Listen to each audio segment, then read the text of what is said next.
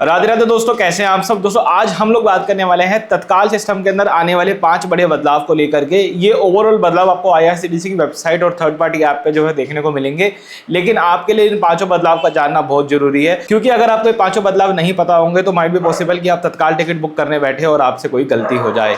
आइए शुरू करते हैं इस वीडियो को। दोस्तों हम सब जानते हैं कि 1 जुलाई 2025 से भारतीय रेलवे ओटीपी ऑथेंटिफिकेशन नाम की एक चीज लेकर के आने वाला है तत्काल टिकटों के अंदर, जहां पर जब आप तत्काल टिकट बुक करने जाएंगे तो आप कैप्चा वगैरह जो भरते थे 2 बारी, उसमें से 1 बारी आपके आधार कार्ड का ओटीपी आपको भरना पड़ेगा।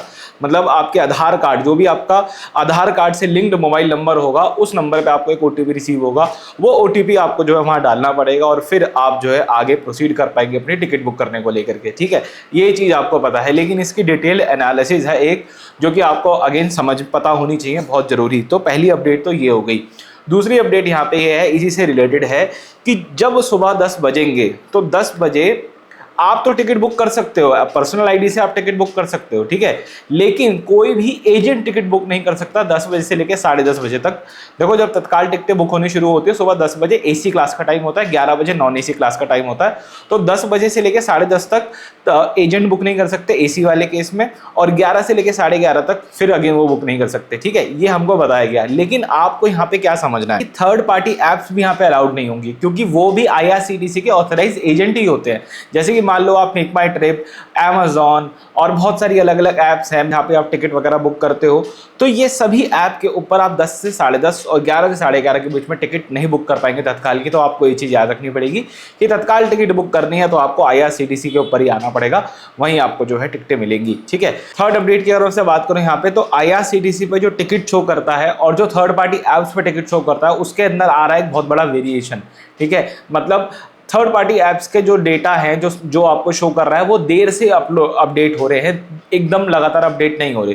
जैसे कि मान लीजिए मैं मुंबई राजधानी में 12952 के अंदर यहाँ पे टिकट चेक कर रहा हूँ दिल्ली से लेकर मुंबई की, ठीक है, और मैंने आईआरसीटीसी पे देखा कि वहाँ पे ना वहाँ पे दिखा रहा है एक वेटिंग, ठीक है, लेकिन आप जब उसको किसी थर्ड पार्टी ऐप के ऊपर देखोगे तो हो सकता है वहाँ पे ना आरएसी दिखा दे या वहाँ पे अवेलेबल दिखा दे, ऐसा आपको दिखेगा। लेकिन जब आप उन थर्ड पार्टी ऐप पे बुक करने के लिए प्रोसीड करोगे, आगे जाओगे, तब उसका डेटा रिफ्रेश होगा और वो भी आईआरसीटीसी वाला डेटा आपको दिखाने लग जाएगा। तब अगेन आपको एक निराशा होगी, क्योंकि होता क्या है कि जब कभी आजकल लोग क्या करते हैं, कंपेयर करने लग जाते हैं। मतलब वो आईआरसीटीसी पे भी देख रहे होंगे, मेक माई ट्रिप पे भी देख रहे होंगे, ट्रिप्सो पे भी देख रहे होंगे, और भी जो ऐप्स है उन सब पे देख रहे होंगे, जो भी उनके फोन में इंस्टॉल्ड है सब पे वो कंपेयर कर रहे होते हैं, यार कहाँ सीट मिलेगी कहाँ नहीं मिलेगी। लेकिन सच्चाई ये है कि सबके पास सीट एक जैसी है, सबका स्टेटस एक जैसा ही है, बस जो थर्ड पार्टी ऐप है वो टाइम से अपडेट नहीं कर रही है आपको, लगातार वो रियल टाइम अपडेट नहीं हो रही है, इसलिए आपको वहाँ पे कभी कभी सीट है वो ज़्यादा अवेलेबल शो करता है, वेटिंग जो है कम शो करता है। लेकिन at the end of the day जब आप प्रोसीड करके आगे बढ़ोगे तो आपको इक्वली शो करेगा।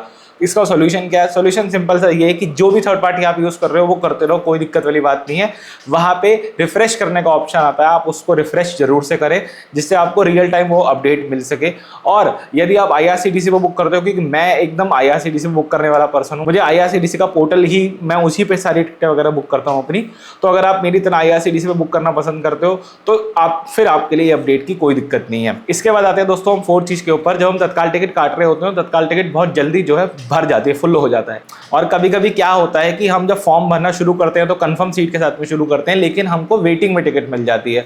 इसका सोल्यूशन भी रेलवे लेकर के आया है। वो क्या लेके आया है कि वो आपको एक पॉपअप दिखाएगा, और वो पॉपअप जैसे मान लो हमने कहा कि book only confirm seats allotted, ऐसे करके ऑप्शंस होते हैं, तो उन्होंने उसको बाय डिफॉल्ट बना दिया। अगर सीट अवेलेबल नहीं है, वेटिंग में लग गया, तो आपको एक पॉपअप दिखाएगा, पहले सीट अवेलेबल थी अभी नहीं है, क्या आप कंटिन्यू करना चाहोगे? और जिस वक्त वो ये चीज दिखा रहा होगा वो आपको स्टेटस भी दिखाएगा साथ साथ में कि TQWL 1 लग गई है, 2 लग गई है, 3 लग गई है, जो भी स्टेटस है वो आपको स्टेटस दिखाएगा। क्या आप कंटिन्यू करना चाहोगे, नहीं करना चाहोगे? क्योंकि लोगों के साथ प्रॉब्लम क्या होती है कि उनकी जो तत्काल टिकट होती है वो वेटिंग में बुक हो जाती है, अब उसको कैंसिल कराएंगे, फिर उसका पैसा 15-20 दिन बाद वापस आएगा, तो एक बहुत बड़ा प्रोसेस हो जाता है। तो यहीं पे रेलवे ने आपको एक ना बैकआउट या एग्जिट करने का ऑप्शन दे दिया कि भैया वेटिंग लग गई तत्काल की, बुक करना है नहीं करना, आराम से मस्त, अगर आपको नहीं करना नो दबाया और एग्जिट कर गए, कोई ट्रांजैक्शन आगे जो प्रोसीड नहीं होगी, कोई पैसा वैसा आपका नहीं कटेगा। ठीक है, ये एक अच्छी चीज़ हो गई। इसके बाद पांचवी चीज़ जो कि इंपॉर्टेंट है अगेन, वो ये है कि मान लो मैं एक टिकट बुक कर रहा हूँ, ये नॉर्मल दोनों के लिए अप्लीकेबल है, नॉर्मल में भी तत्काल में भी।